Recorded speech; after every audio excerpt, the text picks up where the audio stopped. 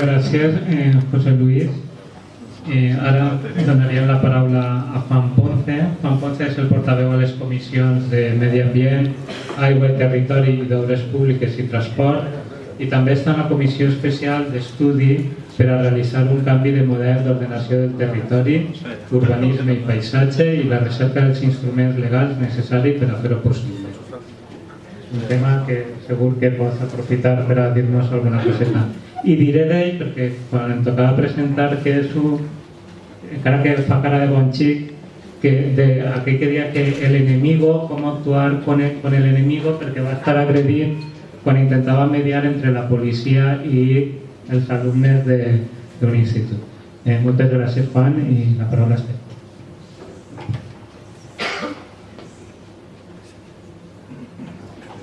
Si no, mi me va encargar el 15M. Només jurar el càrrec de diputat, que un company va trucar-me i va dir a la gent cobra a final de mes, però tu has cobrat el primer dia. Doncs, veritat, és una anècdota, però... I només per intentar veure què estava passant. Bueno, però això és una altra. Bueno, jo en esta legislatura no soc el portaveu en estos temes, era l'anterior, el tema de territori i medi ambient, que ara que estic en aquesta comissió. La portaveu puede superar en la constació, no s'escolta? Ah, bueno, és complicat. No, que deia que la portaveu de Compromís, esta legislatura es Belén Bachero en temes d'ordenació del territori i infraestructures, bàsicament. Bueno, a veure, jo, a banda de lo que s'ha escoltat, volia fer hincapié en algunes qüestions de marc, diguem, com que, per exemple, la mobilitat ha canviat, ha evolucionat i, sin embargo, des del Ministeri s'estan fent les coses com s'han fet sempre, a base de grandes obres que de vegades solucionen el problema a curt terme, però després és un problema a la llarga. Hi ha una màxima de les infraestructures que és que quan estan saturades s'amplien i tenen de nou a la saturació. Quan una infraestructura està saturada és una miqueta un fre per a seguir saturant-la més. Que no sempre l'ampliar la capacitat és la solució del problema, a vegades és augmentar el problema de saturació. Bé, ho ha comentat Josep Lluís, el tema de que aquesta no és una actuació de xirivella, és una actuació de mobilitat a nivell de tota l'àrea metropolitana, perquè així passen cotxes de qualsevol puesto a qualsevol puesto de l'àrea metropolitana. Per tant, té que tindre aquesta visió integral. Sin embargo, el Partit Popular, l'anterior legislatura, va fer un pla de mobilitat sostenible de la ciutat de València i va ser de la ciutat de València només, sense contemplar totes les connexions en tot el seu voltant. Per tant, aquest pla no va per a res. Ara mateix s'està elaborant un pla de mobilitat sostenible de tota la comarca que sí que pot donar moltes alternatives i solucions als problemes que tenim, perquè no és un problema d'augmentar la capacitat per als vehicles, sinó solucionar els problemes de mobilitat de la població, que és moltíssima i cadascú té els seus condicionants i els transports que té al seu abast. Però si els transports públics foren millors, si s'apostaran en aquest sentit, si s'apostarà per fer les ciutats més amables i no invitar tant a l'ús del vehicle privat, com que la ciutat està dissenyada per l'ús del vehicle privat, sinó de cara a l'ús dels transports públics, l'enfocament seria distint i segurament molta més gent aniria en transport públic, que normalment és més barat. Per a banda, és que els reptes del segle XXI i el problema del canvi climàtic, que afecta a tots i tots tenim que poner de la nostra banda per a solucionar-lo, hi ha una sèrie de pautes que aquest projecte no contempla. El informe de l'Ajuntament de València diu que almenys 5 convenis i compromisos de l'estat espanyol respecte al canvi climàtic, la millora de les condicions de l'atmosfera i tot això no es complixen. És un projecte que és en una visió molt trasnotxada, com se feien les coses fa 30-40 anys, però que no té en compte tot el condicionament del que és la situació actual de mobilitat i de problemes ambientals, locals i generals. No?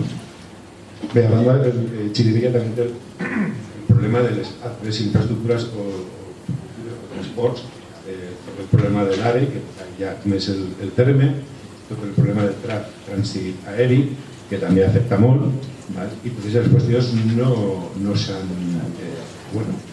estudiat adequadament l'impacte en la població, no?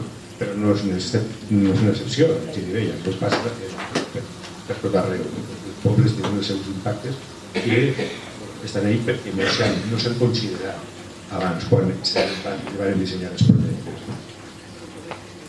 Bé, es poden fer moltíssimes coses. D'entrada, la posició frontal de la població és un primer pas, jo crec que interessant, i hi ha que treballar en moltes línies. Ja deia que s'està fent aquest pla de mobilitat sostenible a nivell de l'àrea metropolitana. Altre aspecte que comentava també Baldo és que no tenim subvenció per al transport metropolità en València, les àrees metropolitanes del País Valencià, perquè el PP va fer un apartament fa més de 15 anys i després no arriben diners per a millorar la mobilitat de les àrees metropolitanes. Això se va revertir i esperem que l'arribada de diners de l'Estat pugui ajudar a fer aquesta visió integral de la mobilitat i prendre solucions legals. També comentava el tema de les inversions. Sí que és veritat, això són diners dels valencians, però no només són diners dels valencians, és que ja portem més d'una dècada que si hauria d'arribar el 10% més o menys de les inversions, perquè són més o menys el 10% de la població, doncs ens aplica el 5, el 6, el 7% en inversions. O sigui que cada euro que arriba així hauria de ser €1,5 i a banda se'ls gasten com es volen. Moltes vegades proposen obra dura que no van a la solució que toca. I a part, el tema de l'infrafinançament dels diners que tindria que arribar així per via impostos, que estem al mateix nivell. Som més pobres que la resta de l'estat espanyol i aportem com si foren. Són molts agravis, però bé, concretament, en aquest cas, jo crec que el que hi ha que fer és això, dir que aquest projecte no val per a res, que comença com ha de començar, la consellera ja ho ha dit, que no s'ha consensuat ni el plantejament ni l'inici, i que hi ha que tornar enrere i començar a estudiar quina solució necessita l'àrea metropolitana de València per als problemes puntuals, perquè són problemes puntuals en el lloc i en el temps. O sigui, això no estan saturats sempre, ni és tot l'AV30 la que està saturada sempre. Són problemes puntuals que hi ha que abordar-los amb una visió integral i això. I què més volia comentar? Jo crec que després tindrem temps de parlar de lo que més us interessa, però en qualsevol cas, ja que contemplar és la solució al final d'una forma participativa, que no s'ha fet, consensuada, que tampoc s'ha fet, i de la forma que siga més sostenible a llarg temps. I l'obra dura, que és el que es proposa a si mateix, mai és la solució a llarg temps. En principi, res més i xerrem.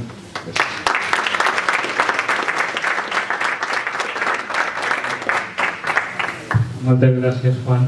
De Joan Baldoví diré que va vindre en la campanya de les primeres generals de 2015 i tenia curiositat de saber quina era la gent que estava en Compromís, perquè havia presentat a les Corts de Madrid diverses esmenes als pressupostos de l'Estat, diverses esmenes i preguntes sobre la passarel·la indigna que tenim així per a arribar al barri de la Llum, sobre l'aeroport, sobre l'electrificació de la via de tren que tenia que haver arribat, de fet ha estat pintada unes quantes vegades en el pressupost de l'Estat i va ser un retrobament amable i agradable. Ell actualment és el portaveu de Compromís en la Comissió de Foment i portaveu adjunt en la Comissió de Cultura. Feia poc circulava per internet una pregunta sobre el finançament de la cultura al País Valencià i ell feia referència a Sagunt, però està bé recordar-li que així tenim la mostra de pallassos que acabarem fa unes setmanes que per ficar un símil i sense entrar a discussió seria equivalent a la mostra de MIM el micro és teu. Tampoc vaig dir res del meu poble, que consta. Para que no em criticaren. Buenas noches, encantado de estar aquí con vosotros. Bona nit, encantat. Mireu, els valencians no hem tingut sort en els ministres de foment. Jo crec que des dels anys 30 que es va dir l'altre dia en una reunió, crec que n'han passat 67 i crec que cap d'ells era valencià, i si ha passat algú que era valencià no se li notava, o se li notava poc. De fet, aquesta solució que passa per davant de casa vostra l'haguem de pagar els valencians durant molt de temps en aquells penseu el que hem hagut de fer. Una altra infraestructura del meu poble, com és el pantà de l'Arcó, que regula els recs del Xúquer, dels quals veu la ciutat de València, l'haguem de pagar els deudors valencians. Vull dir que de vegades als valencians ens ha costat molt car ser espanyols perquè ens hem tingut que pagar nosaltres el que tindria que haver fet el Ministeri de Foment. En aquesta nova remodelació ministerial no ha hagut cap ministre valencià, cap secretari d'Estat valencià i perquè estic veient cap secretari d'Estat tampoc serà valencià. No sé si és que tenim mala sort o és que no tenim prou mala llet per a fer-nos notar. Pensem-ho, recapacitem-ho.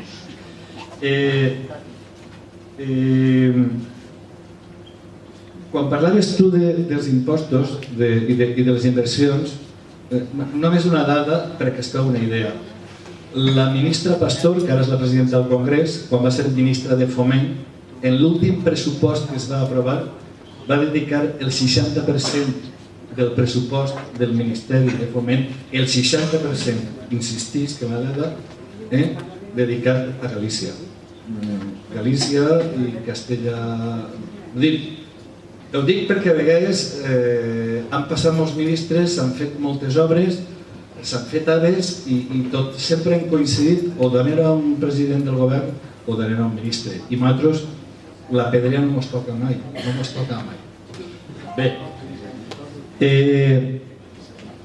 hi ha una cançó valenciana que cantava el Tall, que va recuperar una cançó popular valenciana que deia tots en tiren pedretes. Jo quan vinc a Xirivella i veig això, tots en tiren pedretes. Quan veus la via, quan veus les carreteres, és que és increïble com esteu de constrenyits i per tant entenc la indignació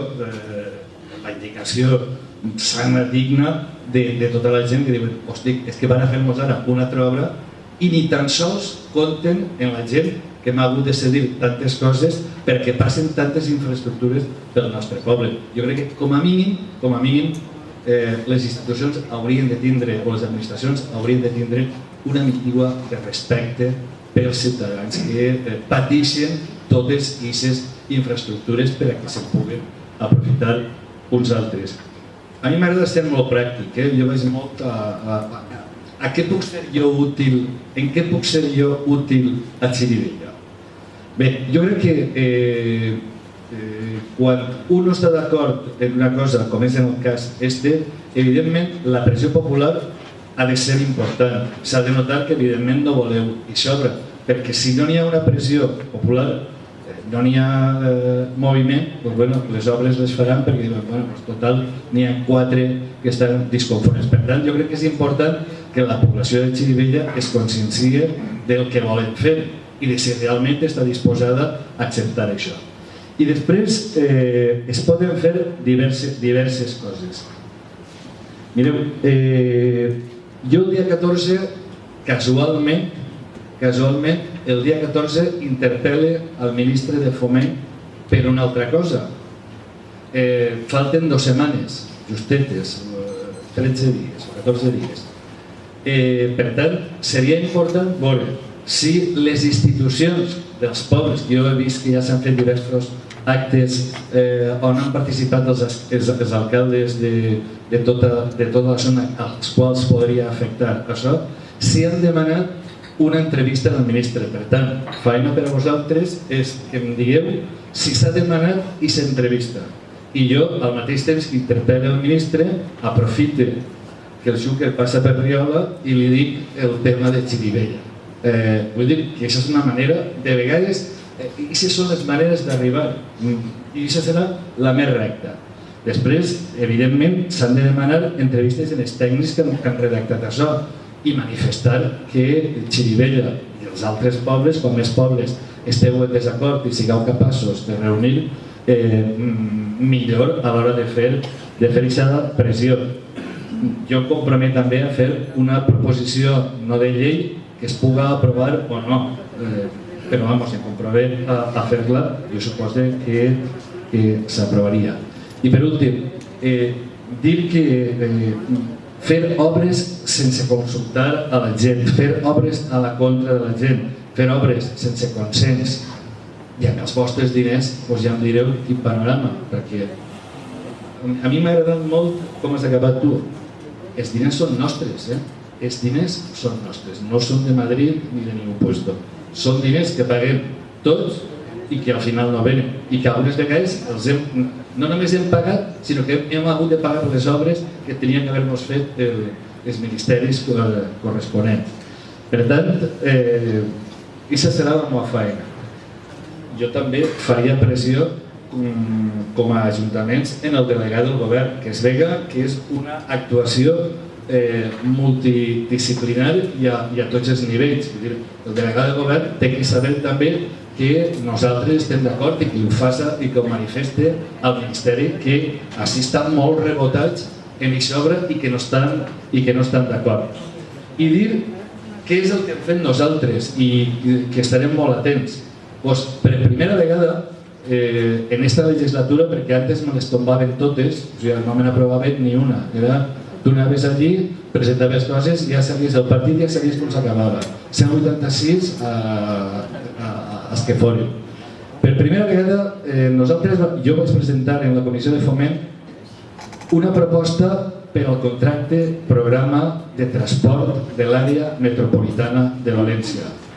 Sou 1 milió, quasi 2 milions de persones els que viuen a l'àrea metropolitana de València. Sou 60 pobles. I com va dir Juan Ponce, rebeu 0. Madrid rep cada any 126 milions. Barcelona rep 98 milions per al transport de l'àrea metropolitana. València i la seva àrea metropolitana, pagant el mateix que tots, rebem 0. I aquesta proposta es va aprovar. Es va aprovar amb els vots del PSOE, de Ciutadans, els nostres i de tots els altres grups. Vam aconseguir que s'aprovara. Pels pèls, però que s'aprovara. El PP no vota a favor. I es va comprometre. La proposta deia que en aquests pressupostos generals de l'Estat hi hauria una partida dedicada al transport metropolità, al transport de l'àrea metropolitana de València. Els pressupostos eixiran a finals del mes de gener. Estarem expectants perquè això també és fer justícia en els valencians. Si alguns estan cobrant-ho ja fa vora 15 anys, nosaltres ja fa 15 anys que no cobrem un duro, si això afegim el que ha dit Juan Ponce, que pressupost darrere de pressupost així inverteixen la meitat del que haurien d'invertir, i si per una vegada que inverteixen resulta que ho fan a la contra del que estan esperant els habitants afectats d'això, ja et direu quina és la gràcia que té tot això. Per tant, sí, ja he acabat. Jo és que quan no tinc antes tenia el senyor Posada i ara Anna Pastor, m'enrotlla. Sí, perquè faig discursos de 3 minuts o de 2 minuts i mig i al final, quan un està així tranquil, s'enrotlla i jo m'enrotlla molt, som molt bons. Per tant, acabe només dient que la meva feina i per el que paguen és per intentar ser útil a aquells que m'han enviat a Madrid per treballar per ells. Jo ho intento fer cada dia, intento, com dia m'abuelo, guanyar-me el jornal cada dia treballant per aquells als quals represente, i jo represente els valencians. Per tant, jo us he demanat una sèrie de feines i jo me comprometo a fer l'altra part de la feina, i és dir al ministre que reba els pobles afectats per tal de que es consensui una solució en la que tots puguem estar més o menys d'acord i que no estrangule definitivament a la ciutat de Xirivella. Moltes gràcies per la vostra atenció, sou un públic molt amable, millor que el que trobo a Madrid.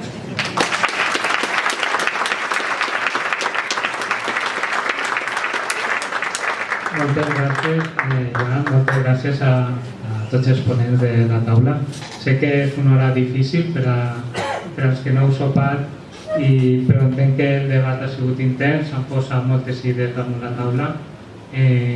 Jo demanaria, si algú vol parlar, podem fer un primer intent de torn de paraules, el recollim tots, després contestem i podem estirar un poc més fins que l'estómac protesti. Si algú vol fer la primera pregunta...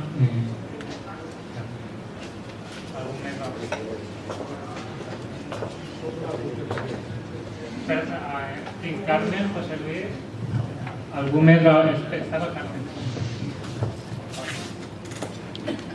Carmen, José Luis, Paco... Bueno, son dos preguntas que quería hacer. Si aparte de Chirivella, Mislata y Guart, si esta obra también afecta a otros municipios que van hacia el mar. Me parece que la ampliación es hasta llegar al puerto, porque realmente la obra no es ni para ciudadanos ni para vehículos privados, sino para acceder al puerto lo más rápido posible, parece ser, las mercancías, eso es lo que he entendido. Entonces probablemente afectan a muchos pueblos como el Castellar, como Horno de Alceda, como probablemente misma Valencia, porque parte de la parte derecha y de izquierda también afecta a Valencia. Eso es una pregunta, si realmente también se puede conectar con esas poblaciones y hacer presión. Y otra es si las obras que están al lado mismo de Lidl, de la Plaza de España, es ya el proyecto o es otra cosa que me podríais explicar los arquitectos. Hola, soy Paco Magro de la Federación de Asociaciones de Vecinos. La verdad es que yo estoy de acuerdo con lo que estabais planteando y es más, aquí ya lo que dijo Donald Trump de que le va a hacer un muro a los mexicanos que van a pagar, es que no hicieron un muro y lo pagamos. Es decir, que tenemos un muro para llegar, no, esto es viejo ya. Yo creo que esta ciudad está muy castigada por todo el tema de la infraestructura que nos rodean, por tierra, por el río y por el aire, y necesitamos, aparte de que cualquier cosa que se haga se estudie muy bien, también compensación, porque además estamos fatal en el transporte, en el tema de las barreras arquitectónicas, en todo estamos fatal. Pero yo quería hacer una pregunta concreta, pero luego intervendremos más.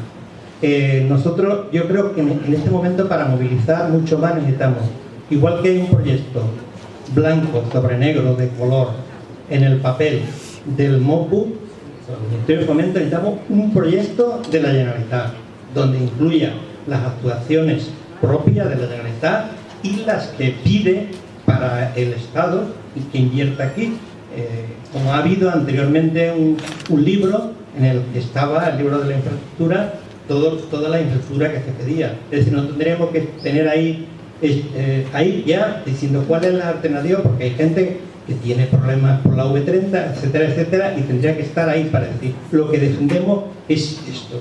Y eso tiene que hacerse con medios técnicos a través de la Generalitat. Y una última cosa, en el proyecto anterior, hace muchos años, había ya un desvío de la A3 a la altura del aeropuerto para que pasara hasta el parque de cabecera y la mitad de las personas que van a Valencia, todos los que van del río hacia la izquierda, no tienen por qué pasar por aquí. Es decir, evitaríamos un montón de problemas. ¿Cómo? Con túneles, por debajo del antiguo Elcano, por donde sea, pero desviar y desdoblar la A3 y que no llegue aquí el tiempo del tráfico. Vale, gracias. Sí, buenas noches a todos y a todas. Soy José Luis, soy de la Federación de Asociaciones Vecinales de aquí de Chirivella y yo quería decir varias cosas. En primer lugar, el tema de lo del transporte que habéis comentado, es verdad. Nosotros tenemos un problema con el transporte público en Chirivella, que creo que sois conocedores porque el propio Gualdobí ha comentado la pregunta que ha hecho al Congreso y la proposición para que haya consignación para el contrato programa. Nosotros pensamos que este plan que ha hecho Fomento, que ha hecho el Ministerio de Fomento, carece de algo para nosotros muy importante.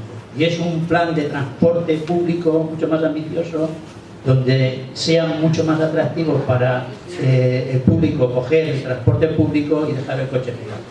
Porque además todas las infraestructuras que se están haciendo, como esta, que se dedican a hacer más anchas, más grandes, para más tráfico, con el tiempo se van quedando pequeñas y lo único que hacen es perjudicar a las poblaciones vecinas, como en el caso.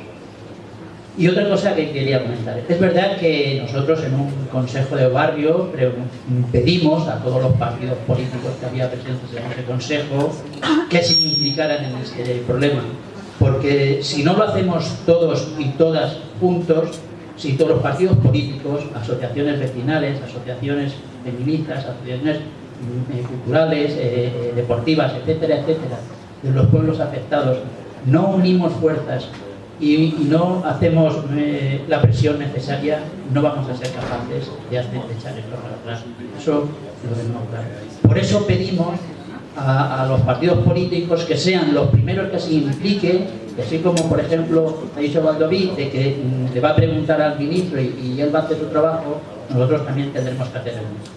Pero no solamente compromiso. Creo que todos, sobre todo en Chirivella, hay que llegar a un acuerdo de todos los partidos políticos, sindicatos, asociaciones de todo tipo, para echar esto para adelante. No podemos quedarnos así una vez más. Aquí se nos ha arrinconado desde hace muchos años, tenemos una infraestructura que nos han producido muchas molestias, pero que no nos han beneficiado ni las hemos podido utilizar.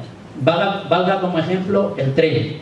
El tren de cercanías durante un tiempo nos sirvió, nos acercaba a Valencia en 10 minutos y a un precio relativamente económico.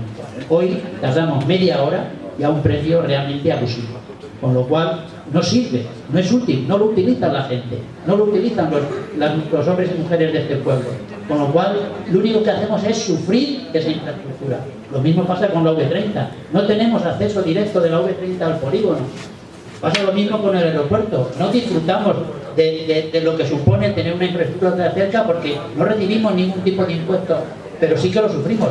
Chirivella es la población más afectada por el ruido de los aviones en Chirivella, y con mucho. Y la única solución que nos dan, un parche, porque para nosotros es un parche, la instalación e insonorización acústica de las viviendas. Díganme ustedes en verano cómo aguantan las personas con las ventanas cerradas día y noche. Creo que no es así. Gracias.